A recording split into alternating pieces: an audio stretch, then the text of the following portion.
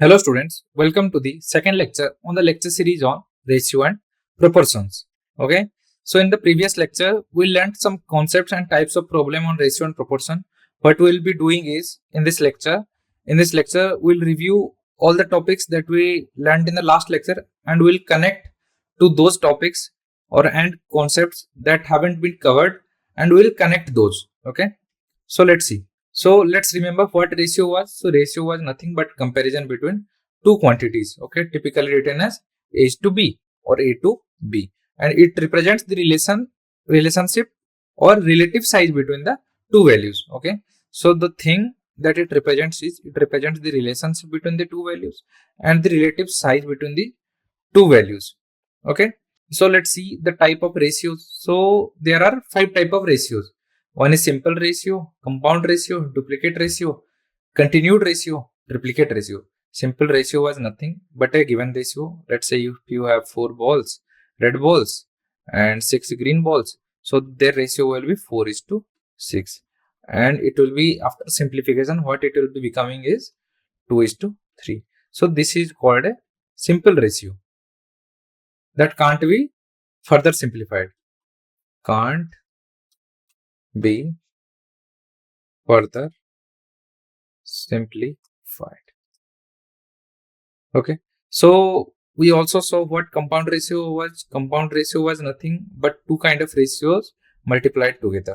Okay, so if you have A is to B and C is to D, what you do is A by B into C by D, that is equal to AC by BD, that is equal to what? AC is to BD. Okay, then we learned that what duplicate ratio was. So duplicate ratio was nothing but a ratio A is to B changed to what?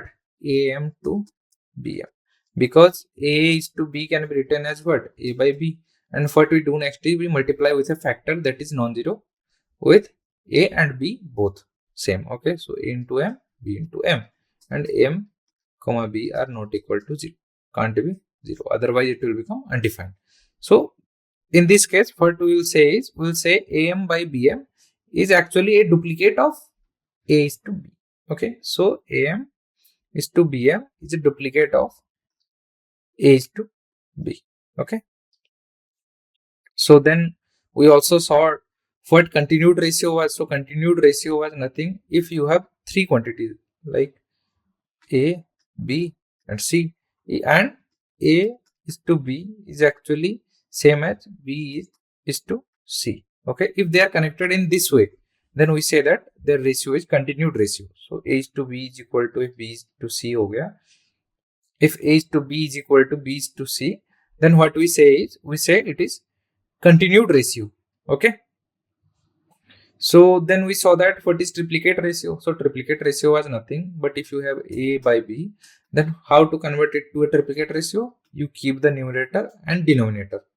Okay, so we convert it to AQ by BQ. Okay, so if you have 2 by 3, its triplicate ratio will be 8 by 27, h is equal to 2Q by 3Q.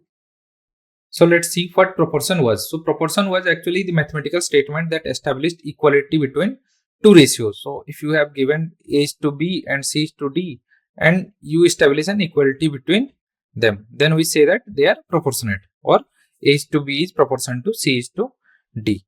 And it signifies what? It signifies the fraction A by B is actually equal to C by D. So A by B is actually equal to C by D. This is what A is to B proportion to C is to D, or A is to B is equal to C is to D means. Okay, we have already learnt this. So we also learnt the 5 kind of proportion, that was inverse proportion, direct proportion, joint proportion, continued proportion and compound proportion. Direct proportion was nothing but if A is to B is equal to C is to D, then we say that A is to B is directly proportional to C is to D. And what inverse proportion was? It was A is to B is inversely proportional to C is to D. If we say A is to B is inversely proportional to C by D, what we write is, we write A is to B is directly proportional to 1 by C is to D. Okay, so what is the relation between A is to B inversely proportional to C is to D. If A increases 2x 2 times, if A becomes 2A, then D becomes 2D. Okay, if B becomes B by 2, C becomes C by 2. Okay, but in this case, that is direct proportion. What happened was, if A becomes 2A, C becomes 2C. If B becomes B by 2, D becomes D by 2. So in direct proportion case, what happened was, the first quantity in the first ratio influences the first quantity of the second ratio. But in inversely proportion, what we see is the influence of first quantity of the first ratio is actually influence second quantity of the second ratio. Okay, so D is influenced by A, and B is influenced by C, and C is influenced by B. Okay, it goes both ways. Okay, so let's see the third kind of proportion, that was joint proportion. So joint proportion was nothing but relationship among 2 or 3 ratios. So A is to B, C is to D, E is to F. If there is any kind of relation between these proportions, then we say that that kind of proportion is called joint proportion. And what is called continued proportion? If A is to B is actually equal to C is to D, and E is to F is actually equal to G is to H, then what we say is they are continued proportion. And what is compound proportion? Compound proportion is nothing but if A is to B is directly proportional to C is to D. That is, if you have 3 or 4 proportion or ratios, okay, and this is how they are related. That is, among their relation, there is non-uniformity. That is, 2 of them are connected by direct proportion, and 2 are connected by inverse proportion, and 3 are connected by joint proportion. Then we say that the whole proportion is a compound proportion. Okay, so we already have seen all these. So let's see the type of questions. So there are basically 8 type of questions. One is simple ratio problem, second is proportional division problem, third is combined ratio problems, and fourth is inverse proportion problems. Okay, in the previous lecture, what we did was, we covered simple ratio problems, we covered proportional division problems, we covered combined ratio problems, we also covered inverse proportion problems. Okay, and these were very easy topics to master. Okay, and we have already covered an example on each type. So let's see the remaining ones. That is, let's see the problems on mixture problems, the problems on age problems, the speed and time problems, percentage and profit loss problems. Okay, let's see each one among them. So let's start with mixture problem. So in mixture problem, what we do is, we solve problems related to mixing different substances in certain ratios. Okay, what we do is, we mix certain substances in different ratio. Okay, certain different ratios. So a mixture of tea and milk is made in the ratio of 3:2. So here what you have is mixture of tea and mixture of milk made in the ratio of, given ratio of them is 3:2 respectively. Okay, respectively. So how many liters of each should be mixed to make a 15-liter mixture? Okay, the question asks us that if we want to make a 15-liter mixture, then how many liters of tea and milk will we need if we want to keep the ratio constant? So keep the and find out additional milk and tea amount. So step 1, let the quantity of tea be 3x liters and the quantity of milk be 2x liters. So total quantity will be 3x plus 2x is equal to what? Is equal to 5x. So step 2 is, given that the total mixture quantity is equal to 15 liters. So 15 liter will be equated to what? 5x, because we just found out that the total quantity is 3x plus 2x is equal to 5x. So given that the total quantity is 15 liters, so 5x is equal to 15. This implies that x is equal to 3, right? So x is equal to 3. 15 by 5 is equal to 3. So calculating the quantity of each component. So quantity of tea will be what? 3x, that is 3 into 3 is equal to 9 liters. And quantity of milk will be 2x, that is 2 into 3 is equal to 6 liters. Okay, so 9 liters of tea and 6 liters of milk should be mixed to make a 15-liter mixture. Okay, So what we found out as the answer is 9 liters of tea is needed and 6 liters of milk is needed in order to keep the ratio constant and make a 15-liter mixture. So the answer is 9:6. That is 9 liters and 6 liters of milk. So let's see the next question. So the next question is on age problem. So in age problem, what we do is we determine ages based on given ratios and relationships. So the ratio of father's age to son's age is 5:2. So if the sum of their ages is 49, find their ages. So ratio of father and son age is 5:2. So let's see. Let's say father age is 5x and son's age is 2x. Okay. So their sum of the ages is 49. So this is equal to what? 7x. So 7x is equal to 49 is given to us. So how we can find out x? So x is equal to 49 by 7 is equal to 7.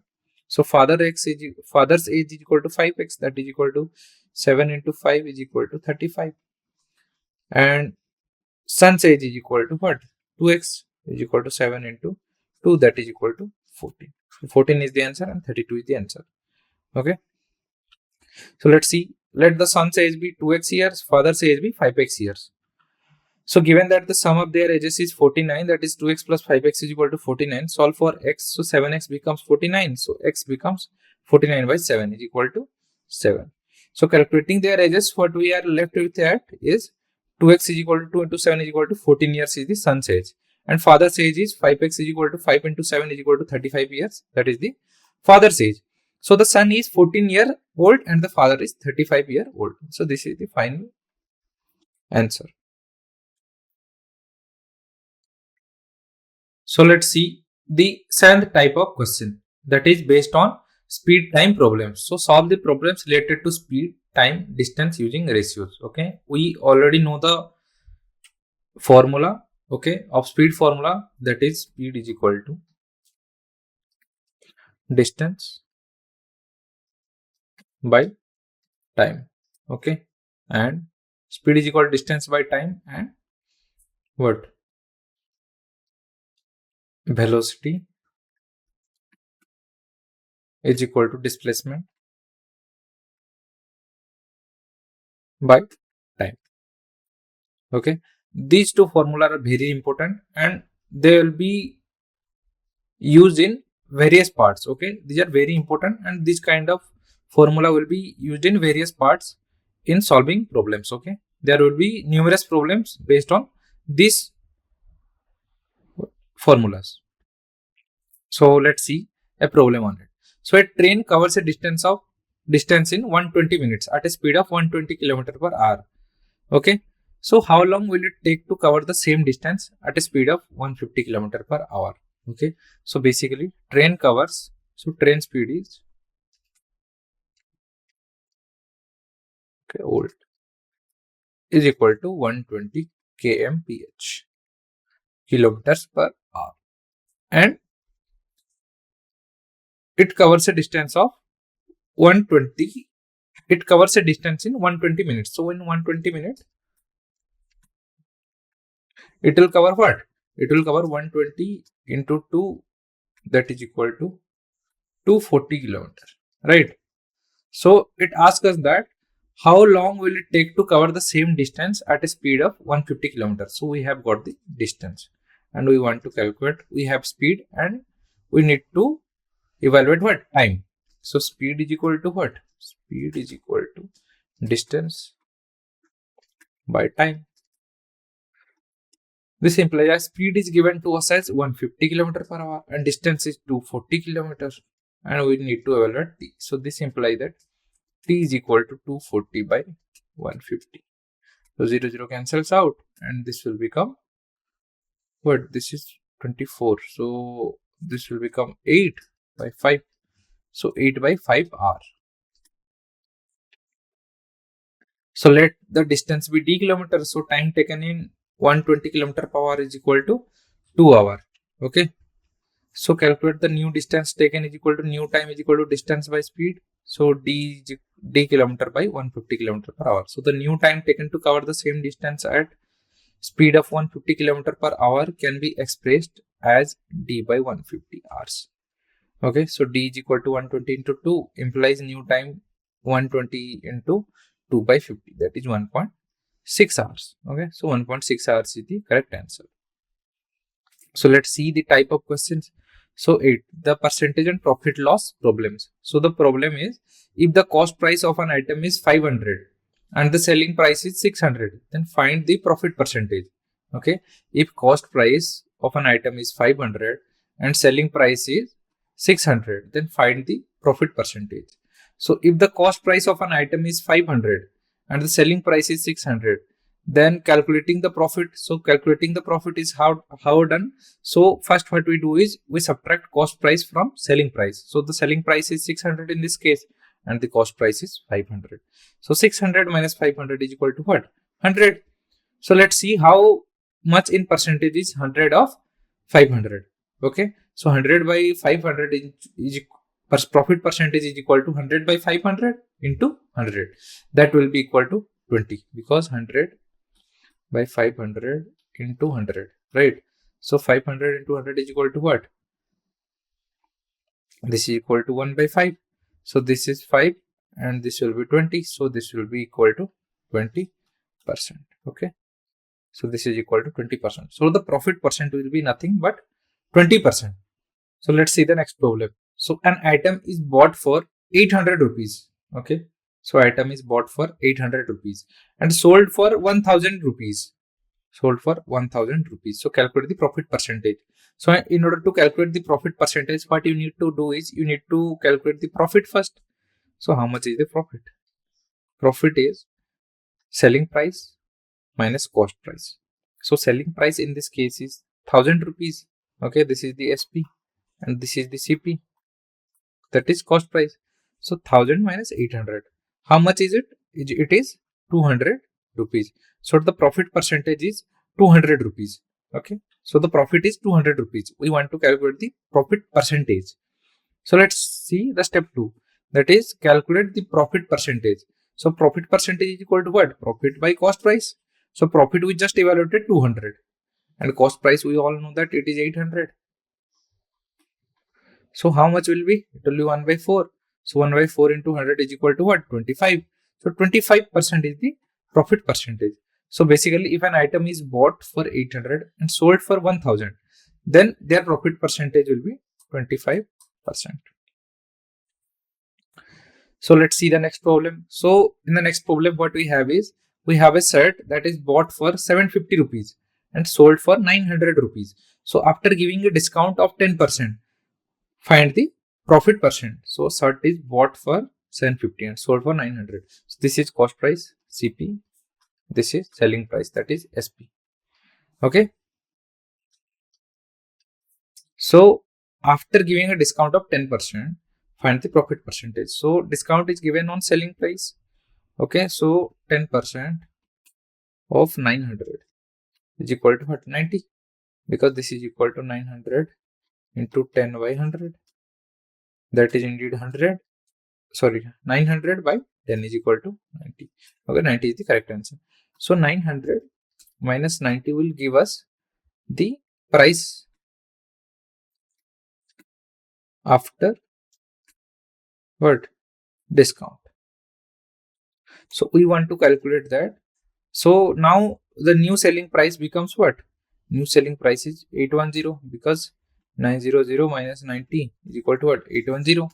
So 810. So the difference between 750 and 810 is what? 160, because 810 minus 750 is equal to 160. So 160. How much is 160 of 750? So 160 by 750 into 100. So how much is it? It is 810. And then we get the difference. It is 60. Sorry, this is not 160. This is 60. Okay. So we multiply by 100, and then what we got is 60 by 750 into 100 is equal to 8%. That is approximately 8%. So if a shirt is bought for 750 and sold for 900, after giving a discount of 10%, the profit percent will be 8%. Okay, this is what we have got. So since we have covered many types of problems, let's revise them so that we could keep it in our head. Okay. So we saw the type of problems, that is simple ratio problems, proportional division problems, combined ratio problems, inverse proportion problems. Then we saw mixture problems, age problems, speed and time problems, percentage and profit and loss problems. Then what we had mixture problems. So mixture problem was nothing but solving problem related to mixing different substances in certain ratios. Okay, for example, tea and milk, where ratio remained constant. What we wanted to calculate was, if we want to make a mixture of 50 liter, then how much more milk do you need and how much more tea do you need. Then we saw what age problems, that is determining ages based on given ratios and relationships. So given that the ratio of father age to son's age is 5:2, so if the sum of their ages is 49, then find their ages. And then what we had speed time problems, that is we had a train. Okay, a train covers a distance in 120 minutes at a speed of 120 km per hour. So how long will it take to cover the same distance at the speed of 150 km per hour? So it took us nearly 1.6 hours. Okay, then what we did was we did some percentage problems. So percentage problems was like this: if the cost of a price is something and its selling price is something more or something less, then what will be the profit percentage? So more or less the problems based on the 8 kind of question is on profit percentage. Okay, profit or loss percentage. Okay, let's say if you have an item that is its cost price is 500, okay, its CP is 500, but its selling price is 300. Okay, you want to calculate the loss percentage. So what you do, you calculate the loss. So loss is equal to what? 500 minus 300 is equal to 200. Okay, then what you need to do is you need to calculate how much is the less percentage, okay, or loss percentage. So loss percentage will be 200 by 500, okay, into 100. So this will be equal to 2 by 5 into 2 by 5. Okay, that is equal to 0.2%. Okay, this much amount of percent. So 0.2 is equal to what? 20%. Okay, 20% loss in that case. Okay, so then we again saw another problem, that is an item was bought for 800 and sold for 1000 rupees. So we wanted to calculate the profit percentage. So in profit percentage, what we saw selling price minus cost price is equal to profit, that was 200, and then we saw the profit percentage formula, that is profit by cost price into 100. Okay, so let's also remember the type of ratios and type of proportions. So type of ratio is simple ratio, compound ratio, duplicate, continued, and triplicate. We also, what are they? Okay, we have descriptive analysis on them. So then we saw what proportion was, and then we saw the type of proportion: direct proportion, inverse proportion, difference and similarity between these two. We saw joint proportion, we saw continued proportion, and we saw compound proportion. Okay, then we saw the 8 type of questions. Okay, since we have covered all the concepts and types of problems on ratio and proportion, in the next lecture what we will be doing is we will be doing some exercise problems. Okay, so that all the type of concept that we have already covered right now, we'll use them there so that it keeps in your head. Okay, and in exam, that is the most important aspect. Okay, practicing problems and keeping all the concepts in our head, because if one concept is missing there and you have a question on that concept, then you are left out with nothing. Okay, and please remember all these types and what are they, as we have descriptively discussed all of them. Okay, so that's all for now. Thank you.